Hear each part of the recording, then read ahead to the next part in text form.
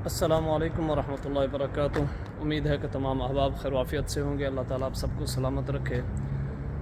2025 شروع ہونے والا ہے۔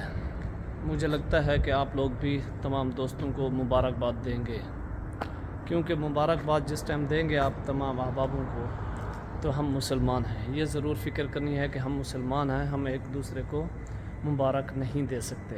وجہ کیا ہے؟ ہمارا اسلامی سال جو ہے وہ محرم الحرام سے شروع ہوتا ہے، نمبر 1۔ نمبر 2 پہ یہ ہے کہ تمام مسلمان جتنے بھی ہیں، اللہ تعالیٰ آپ سب کو سلامت رکھے، اللہ تعالیٰ آپ سب کو ڈھیر خوشیاں عطا فرمائے۔ بات یہ ہے کہ ہم اسلامی ملک میں رہتے ہیں۔ میں نے جو نوٹ کیا ہے 2025 جو ہے آنے والا ہے، تو اس میں جو کچھ 2024 میں ہوا ہے، پریشانیاں ہوئیں، مشکلات ہوئی ہیں، تو یہ نہ ہو۔ اور جو آپ دیکھ رہے ہیں اپنی بیٹیوں کو، بہنوں کو محفوظ رکھیں، کیونکہ سوشل میڈیا کا جو دور ہے یہ بہت غلط راستے پہ لے کے جا رہا ہے ہم سب کو۔ تو میری امید یہ تھی آپ سب تک کہ 2025 جو ہے یہ اللہ تعالیٰ سب کو حفظ و امان میں رکھے۔ 2025 جو ہے یہ تھوڑا مشکل مجھے لگ رہا ہے، کیونکہ فحاشی اس میں زیادہ بھی ہو سکتی ہے۔ اگر یہ میری ویڈیو آپ تک پہنچے گی تو مجھے امید ہے کہ آپ سب اس ویڈیو کو سن کے خیر و عافیت سے رہیں گے۔ ٹھیک ہے، اللہ تعالیٰ آپ کو خوش رکھے۔ 2025 بالکل آ گیا اور فحاشی بھی عروج پر۔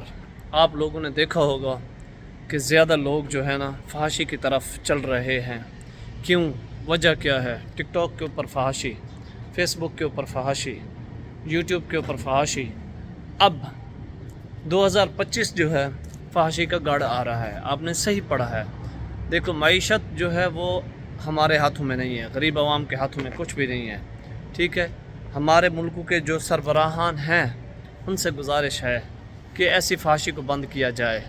اچھا، یہ جو باتیں میں نے آپ سے کی ہیں، جو حضرات ان باتوں سے ایگری ہیں وہ اپنی رائے کا اظہار ضرور فرمائیں، اپنے کمنٹ سیکشن میں اپنی رائے کا اظہار ضرور فرمائیں۔